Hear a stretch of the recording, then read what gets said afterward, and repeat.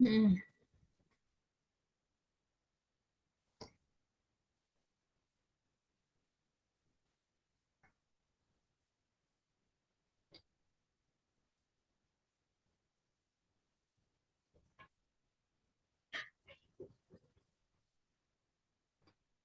Bismillahirrahmanirrahim. Assalamualaikum warahmatullahi wabarakatuh. Assalatu wassalamu ala asyrofil anbiya'i wal mursalin wa ala alihi washabihi ajmain amma ba'du.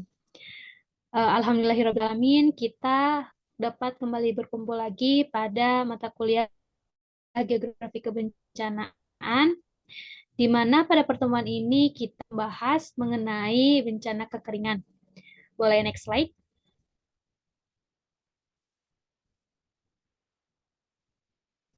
Bencana kekeringan ini akan dibahas oleh kelompok 2, di mana kelompok 2 ini beranggotakan 3 orang. Yang pertama ada Rahmat Ramdhani, yang kedua ada Lian Raini, ya ada Laila Amalia Soleha.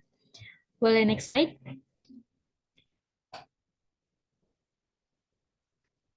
Nah, baiklah kita efektifkan saja waktunya ya.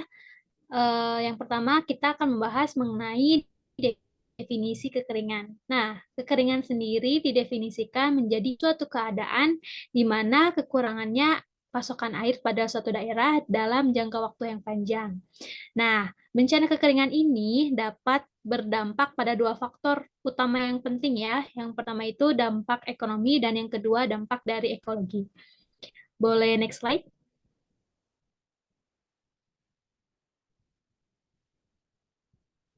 Nah, untuk selanjutnya kita akan membahas mengenai jenis-jenis kekeringan. Untuk jenis-jenis kekeringan ini terbagi menjadi dua, yakni yang disebabkan secara alamiah dan juga yang disebabkan oleh manusia. Nah, untuk yang secara alamiah ini, yang dikaitkan dengan alam gitu. Nah, di sini terbagi menjadi 4. Yang pertama dari meteorologis, kemudian ada kekeringan hidrologis, kekeringan agronomis, dan kekeringan sosial ekonomi. Nah, untuk yang kekeringan yang disebabkan oleh manusia itu, karena sudah pasti ya, disebutkan bahwa kekeringan ini disebutkan atau disebabkan karena manusia, di mana manusia sendiri ini kurang kurang mengefektifkan air gitu, di mana manusia sendiri ini sangat berlebihan dalam mengkonsumsi air, sehingga itu dapat menjadikan bencana kekeringan. Seperti itu. Boleh next slide? Nah, kemudian kita akan membahas mengenai kondisi fisik dan masyarakat di wilayah kekeringan. Nah, untuk kondisi fisik di wilayah kekeringan ini terjadi akibat dari curah hujan yang di bawah normal. Kemudian biasanya wilayah yang terkena bencana kekeringan ini kurangnya daya tanah gitu, sehingga air itu sangat lengas gitu. Nah, biasanya wilayah kekeringan ini berada di daerah lereng yang terjal gitu. Kemudian karakteristik di wilayah ini itu kurangnya daerah tutupan lahan atau lahan-lahan di sini itu tutupi sehingga di sana kurangnya vegetasi yang ada gitu. Nah, untuk yang kedua itu terkait kondisi masyarakat.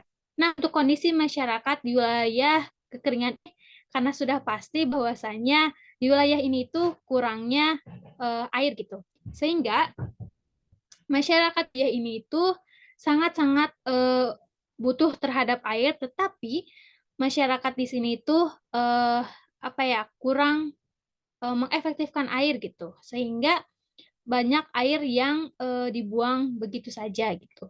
Nah, kemudian untuk kondisi masyarakat di sini pun biasanya wilayahnya tuh jumlah penduduknya banyak gitu, sehingga antara sumber mata air dan juga jumlah penduduk ini sangat tidak imbang gitu. Boleh next slide.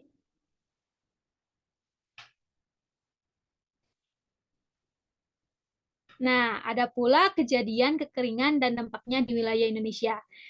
Berada di Jawa Tengah, di mana di Jawa Tengah ini tergolong rawan bencana, khususnya banjir banjir, tanah longsor, dan kekeringan.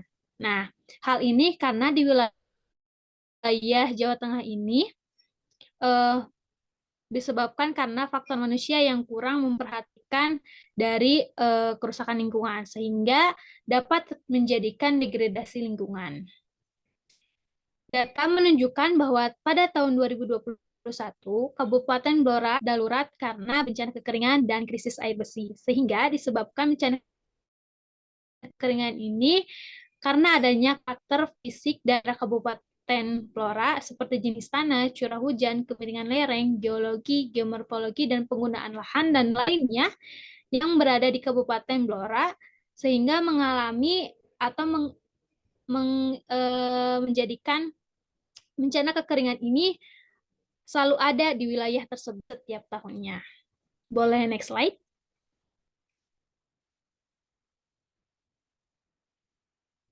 Nah, untuk selanjutnya kita akan membahas mengenai penyebab terjadinya kekeringan yang akan dibahas oleh Saudari Laila. Kepadanya saya persilahkan. Baik, terima kasih kepada moderator. Pembahasan selanjutnya yaitu faktor-faktor penyebab terjadinya bencana kekeringan.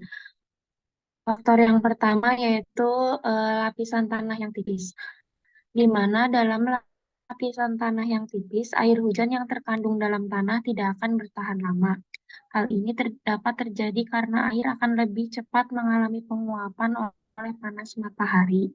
Biasanya daerah bencana kekeringan ini sering terjadi di daerah pegunungan Kars karena di daerah ini memiliki tanah atau lapisan tanah yang tipis. Nah, selanjutnya adalah air tanah dalam, di mana air tanah dalam ini dimaksudkan yaitu ketika air hujan yang jatuh pada saat musim penghujan yang akan meresap jauh ke dalam lapisan bawah tanah, tetapi tanah juga tidak mampu menyimpan air dalam jangka waktu yang lebih lama. Hal ini akan menyebabkan aliran-aliran di bawah tanah atau sungai yang ada di bawah tanah yang dalam, sehingga tanaman tidak mampu menyerap air pada saat musim kemarau karena akar yang dimilikinya tidak mampu menjangkaunya.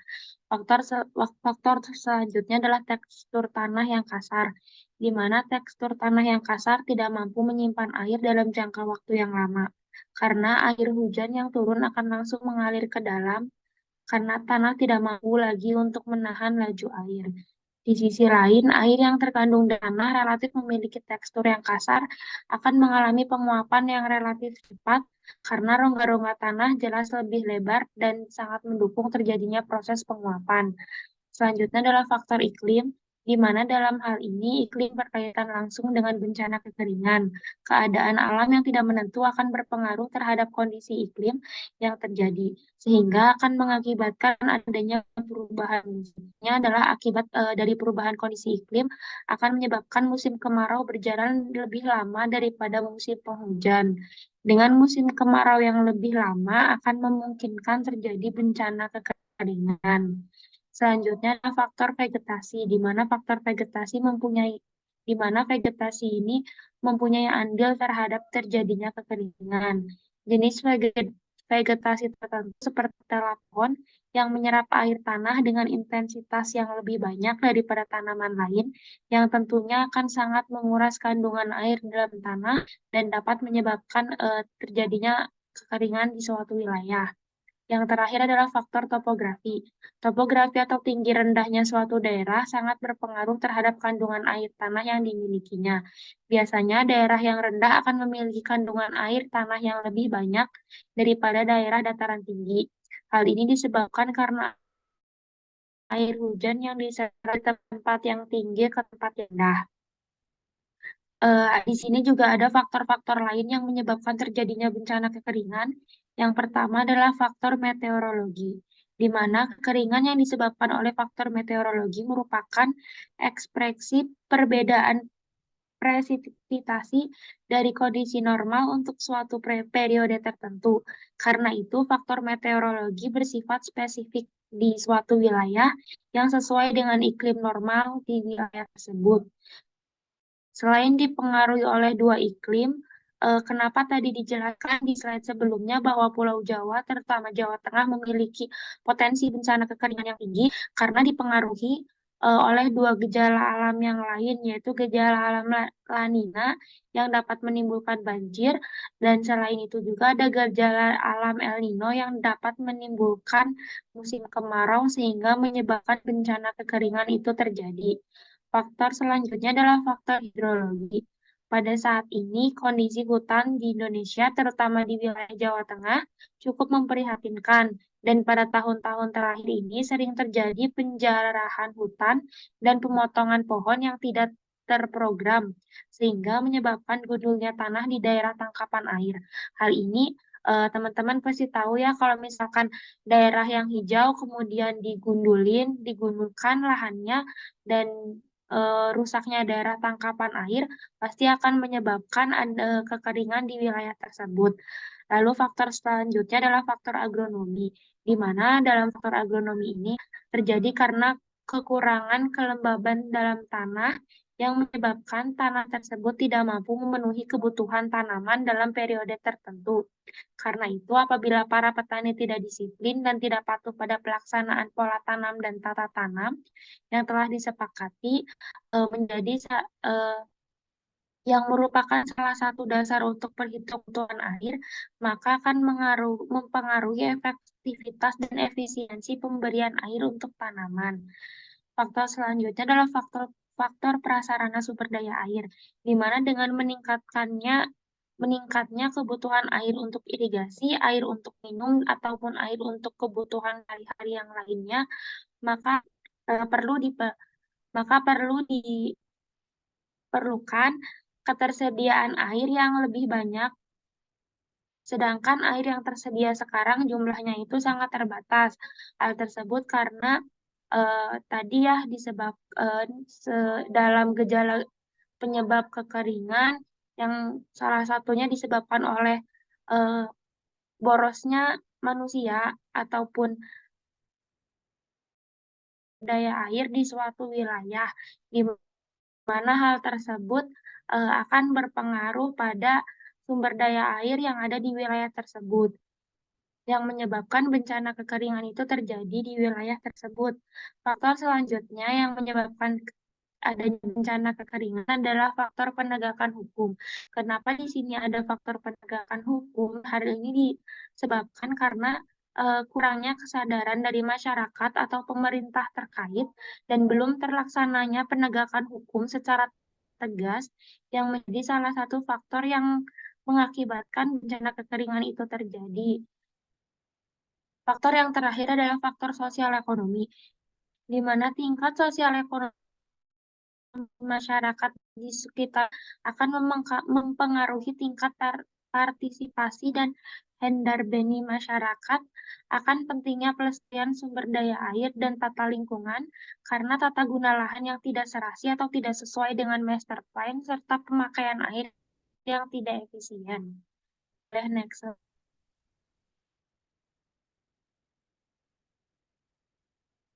Nah, selanjutnya, pembahasan yang selanjutnya adalah dampak dari kekeringan itu sendiri. Dampak dari kekeringan muncul sebagai akibat dari kurangnya air atau perbedaan antara permintaan dan persediaan air di suatu daerah. Kekeringan paling sering dihubungkan dengan curah hujan yang rendah atau iklim yang semi kering. Sementara kekeringan juga terjadi pada daerah-daerah dengan curah hujan yang biasanya besar. Ada dua dampak dari kekeringan. Yang pertama adalah dampak fisik dan yang kedua adalah dampak non-fisik. Bisa di next slide.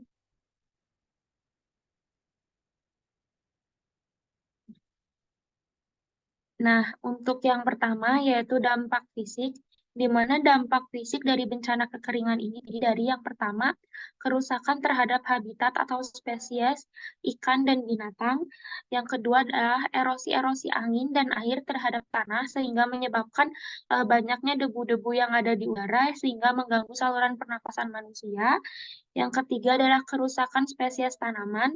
Yang keempat, pengaruh-pengaruh terhadap kualitas air atau salinitasi. Yang kelima adalah pengaruh terhadap kualitas udara. Yang selanjutnya adalah kekeringan juga menjadikan tanah menjadi mengeras. retak-retak sehingga sulit untuk dijadikan lahan pertanian. Nah, untuk dampak fisik yang terakhir adalah keadaan suhu siang hari pada saat kekeringan akibat musim kemarau menjadikan suhu udara itu tinggi. Dan sebaliknya pada malam hari itu suhu udara akan sangat dingin. Perbedaan suhu udara yang berganti secara cepat antara siang dan malam akan menyebabkan terjadinya pelapukan pada batuan itu lebih cepat. Selanjutnya adalah dampak non-fisik, di mana dampak non-fisik di sini kami mengambil 3 poin penting, yaitu ekonomi, sosial budaya, dan politik. Di mana pada dampak ekonomi, perlu digarisbawahi bahwa kerugian dari bencana kekeringan ini, yaitu kerugian terhadap pertanian, di mana produksi tanaman, pangan, susu, ternak, kayu, dan perikanan itu pastinya akan menurun dari warga sekitar daerah tersebut. Untuk dampak non-fisik selanjutnya yaitu dampak sosial budaya, di mana eh, pada dampak sosial budaya perlu digarisbawahi bahwa pada saat kekeringan, tanah yang menjadi kering dan pasir lembut atau debu mudah sekali terbawa angin. Hal ini menyebabkan debu ada di mana-mana sehingga menimbulkan banyak gejala penyakit yang berhubungan dengan saluran pernapasan. Bahkan dampak yang paling parah dalam sosial budaya yang pengaruh terkait dengan kekurangan pangan seperti kekurangan gizi dan kelaparan sehingga mengakibatkan hilangnya nyawa manusia. Untuk dampak non fisik yang terakhir adalah dampak politik, di mana pada dampak politik tersendiri pemerintah harus bekerja keras untuk membuat kebijakan penanggulangan bencana kekeringan.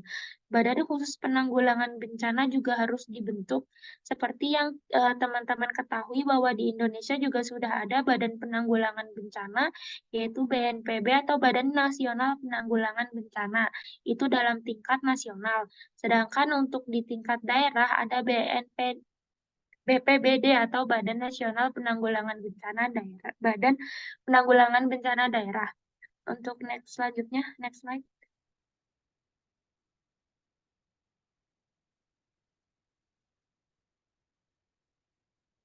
Materi selanjutnya yaitu terkait dengan pencegahan dan mitigasi dari bencana kekeringan. Berikut merupakan upaya untuk mencegah dan mengatasi dari bencana kekeringan. Yang pertama adalah membangun atau melakukan rehabilitasi terhadap jaringan irigasi. Hal ini bisa dilakukan dengan perbaikan pipa-pipa saluran air yang ada di wilayah tersebut. Yang kedua adalah pembuatan waduk buatan di beberapa daerah. Waduk ini digunakan untuk menampung air, baik itu air hujan maupun air yang lainnya, di mana waduk ini digunakan sebagai cadangan air ketika musim kemarau itu datang. Yang ketiga adalah memelihara dan melakukan rehabilitasi terhadap konservasi lahan maupun air. Yang selanjutnya adalah melakukan sosialisasi kepada masyarakat terkait pentingnya untuk menghemat air. Lalu yang terakhir adalah reboisasi hutan dan penghijauan di area pemukiman warga maupun jalan-jalan besar. Bisa next slide.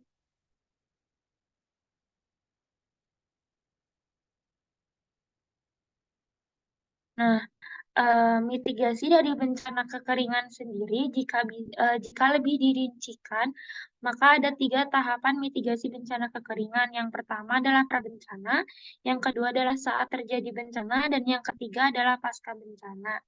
Bisa di next slide. Nah, untuk mitigasi prabencana di sini bisa dilakukan yaitu memanfaatkan sumber air yang ada di daerah tersebut secara lebih efisien dan efektif. Yang kedua adalah memprioritaskan pemanfaatan sumber air yang masih tersedia sebagai air baku untuk air bersih. Yang selanjutnya menanam pohon sebanyak-banyaknya pada setiap jengkal lahan yang ada di lingkungan tempat tinggal kita. Langkah langkah selanjutnya adalah membuat waduk atau embung yang disesuaikan dengan keadaan lingkungan, memperbanyak resapan air dengan tidak menutup semua permukaan dengan plaster semen atau ubin keramik, kampanye hemat air, gerakan hemat air, perlindungan sumber air-air dan pengembangannya. Lalu yang terakhir adalah panen dan konservasi air. Mungkin segitu yang bisa saya sampaikan. Saya kembalikan lagi kepada moderator.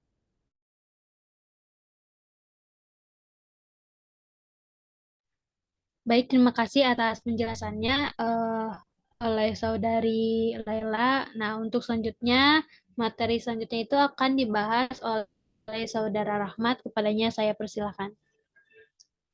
Baik, terima kasih atas waktunya. Mungkin sebelumnya saya izin absen karena jaringannya kurang stabil. Oke, materi selanjutnya melanjutkan dari Laila ya, yang pencegahan dan mitigasi bencana kekeringan. Yang Laila jelaskan itu pra terjadinya bencana gitu. Nah, eh, yang selanjutnya itu pada saat terjadi bencana. Nah, untuk sasaran penanggulangan kekeringan ditunjukkan kepada ketersediaan air dan dampak yang ditimbulkan akibat kekeringan. Nah, dapat dilakukan melalui yang pertama itu pembuatan sumur praktek atau sumur bor untuk memperoleh air. Nah, yang mana pembuatan sumur bor ini dilakukan ketika terjadi bencana kekeringan gitu, yang mana biasanya di dataran rendah banyak sumur-sumur bor untuk memperoleh air tanah gitu. Namun tidak memungkin menutup kemungkinan ya. Jadi pada saat terjadinya bencana itu bisa dilakukan, tetapi tidak semestinya dilakukan secara terus-menerus karena akan mengakibatkan juga bencana yang lain seperti adanya longsoran tanah di dalam seperti studi kasus di Taman Sari ya, sehingga mengakibatkan adanya bencana gempa bumi gitu. Oke, yang kedua ada penyediaan air minum dengan mobil tangki.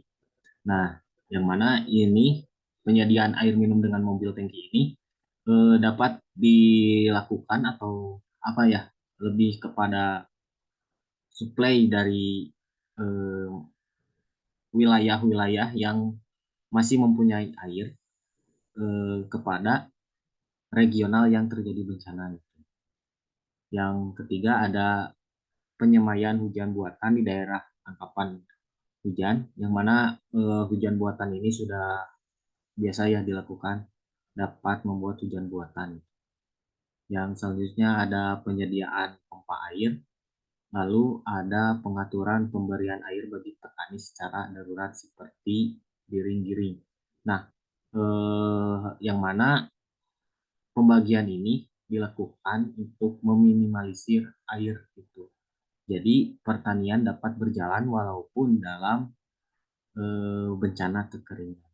Oke, yang selanjutnya itu ada pencegahan dan mitigasi bencana kekeringan pasca bencana. Nah, kegiatan pemulihan mencakup kegiatan jangka pendek maupun jangka panjang gitu, akibat dari bencana kekeringan. Nah, yang pertama itu ada bantuan sarana produksi pertanian. Yang kedua ada bantuan modal kerja. Yang ketiga bantuan pangan dan pelayanan medis. Yang keempat pembangunan prasarana pengairan seperti waduk, bendungan karet, saluran pembawa dan lain-lain.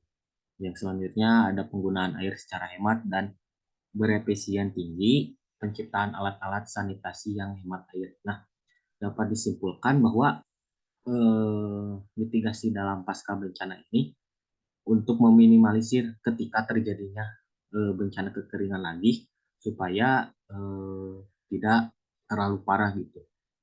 Dapat dilakukan seperti ini.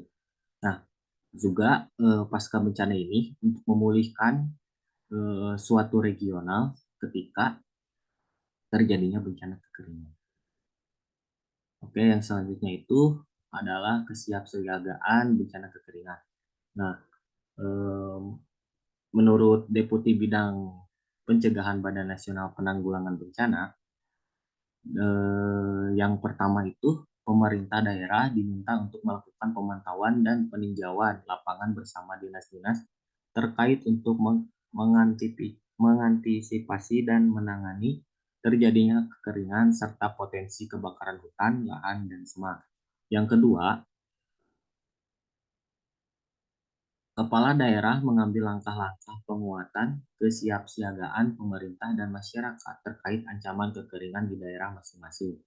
Nah, yang ketiga, kesiapsiagaan dengan memanfaatkan sistem informasi yang dikelola Lapang dan BMKG, pengecekan serta penyiapan sarana dan prasarana yang membantu pemadaman. Nah, yang keempat, penyiapan call center atau helpdesk untuk menghubungkan secara cepat laporan dari warga kepada petugas maupun pengembangan sistem komunikasi serta informasi sampai ke lokasi rawan bencana. Oke, yang selanjutnya yaitu ada tips siaga bencana kekeringan ya, dapat dilihat oleh rekan-rekan semuanya. Ini adalah dipersingkat gitu dalam medianya untuk mempermudah menghafal ataupun mempermudah penyampaian kepada masyarakat agar tips siaga bencana ini dapat dipahami oleh masyarakat. Oke, selanjutnya yaitu tanggap darurat bencana kekeringan. Oke, nah tanggap darurat bencana kekeringan ini yakni serangkaian kegiatan yang dilakukan dengan segera pada saat kejadian bencana untuk mengurangi dampak buruk yang ditimbulkan. Nah, tanggap darurat ini dapat dilakukan dengan cara itu yang pertama penentuan lokasi evakuasi, jalur evakuasi, papan tanda menuju lokasi evakuasi, dan peta jalan menuju lokasi evakuasi. Nah, sebenarnya sama halnya tanggap darurat pada nomor pertama ini seperti bencana-bencana yang lainnya seperti Gunung Merapi dan tsunami dan lain sebagainya gitu. Nah, yang kedua, penyediaan perlengkapan dan fasilitas di lokasi evakuasi. Yang ketiga, pembuatan pedoman prosedur evakuasi pada saat bencana, pembentuk tim SAR dan melengkapi peralatan SAR yang dibutuhkan, pembentukan sistem keamanan pada saat bencana, kendaraan transportasi menuju lokasi evakuasi dalam beberapa bencana, dan penyediaan air bersih dan MCK di lokasi evakuasi. Nah, hal ini dialokasikan untuk mempermudah gitu dalam tanggap darurat apabila terjadinya bencana kekeringan tersebut. Gitu. Oke, yang selanjutnya ada rehabilitas dan rekonstruksi bencana kekeringan. Oke, kegiatan rehabilitas saat bencana kekeringan yaitu kegiatan perbaikan air hujan dan pipa-pipa penyaluran air bersih yang rusak akibat dimakan usia atau karena cuaca yang cukup ekstrim, ataupun perbaikan infrastruktur lainnya. Nah, kegiatan rekonstruksi ini dilakukan dengan beberapa kegiatan seperti penambahan jumlah pipa air hujan dan pipa-pipa penyaluran air bersih. Nah, selain itu, dalam upaya pemulihan ekonomi juga dilakukan kegiatan seperti pemberian modal usaha dan bibit tanaman untuk ditanam di sawah masyarakat yang terkena dampak kekeringan. Nah, dalam rehabilitasi ini berkaitan dengan apa yang telah disampaikan oleh saudari Laila gitu, yang mana bisa juga membuat waduk-waduk buatan untuk penampungan air hujan yang mana ketika terjadinya bencana kekeringan masyarakat tersebut mempunyai tabungan air ketika terjadinya bencana kekeringan sekaligus juga untuk menstabilkan ekonomi masyarakat dalam segi pertanian ataupun perikanan dan lain sebagainya seperti itu. Oke, terima kasih. Saya kembalikan kepada moderator. Baik, terima kasih kepada Saudara Rahmat yang telah menyampaikan materi yang terakhir. Mungkin sekian yang dapat kelompok kami sampaikan. Apabila terdapat pertanyaan, boleh rekan-rekan japri kami ataupun boleh rekan-rekan tulis pada kolom komen di YouTube. Sekian, mohon maaf apabila banyak kesalahannya. Wabillahi taufiq wa hidayah. Wassalamualaikum warahmatullahi wabarakatuh.